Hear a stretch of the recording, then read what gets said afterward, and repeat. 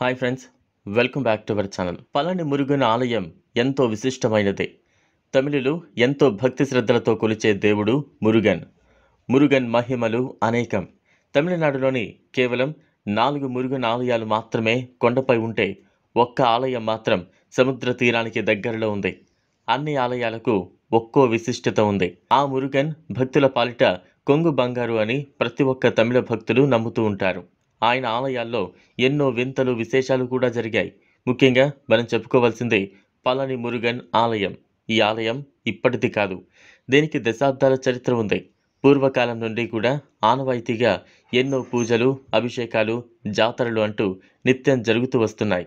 ప్రతి ఒక్క తమిళ భక్తులు కూడా ఆ మురుగన్ను తమ మనసారా ప్రార్థిస్తారు. ప్రత్యేకించి తైపూసంలో ఈ పళని మురుగన్ స్వామి వారికి పంచామృతాలతో అభిషేకం చేస్తారు. పాలు, తేనె, నెయ్యి, పెరుగు వంటివి ప్రత్యేకించి ఉపయోగించి మరీ అభిషేకం చేస్తారు.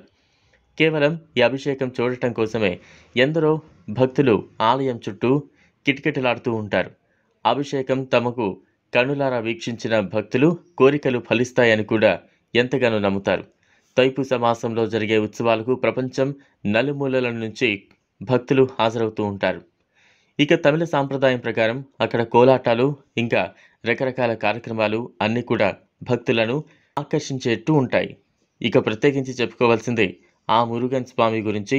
ఆయన వీధుల్లో వాహనంపై భక్తులకు దర్శనమిస్తూ తిరుగుతున్నప్పుడు ఆ అనుభూతి వివరించడం మాటల్లో చెప్పలేనిది. ఎవరైనా సరే ఆ మురుగనుకు దాసోహమైపోతారు. అది విగ్రహం మహత్యమో లేక ఆ దేవుడి మహత్యమో అర్థం కాదు, కానీ ఆ ఆలయానికి దర్శనానికి వెళ్ళిన ప్రతి భక్తుడు కూడా చాలా ప్రశాంతమైన మనసుతో బయటకు వస్తాడు.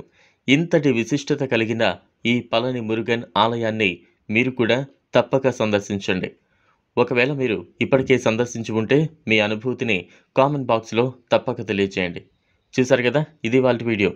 ఈ వీడియో కనుక మీకు నచ్చినట్లయితే లైక్ చేయండి, షేర్ చేయండి, ఛానల్ను సబ్స్క్రైబ్ చేసుకోండి. Thanks for watching.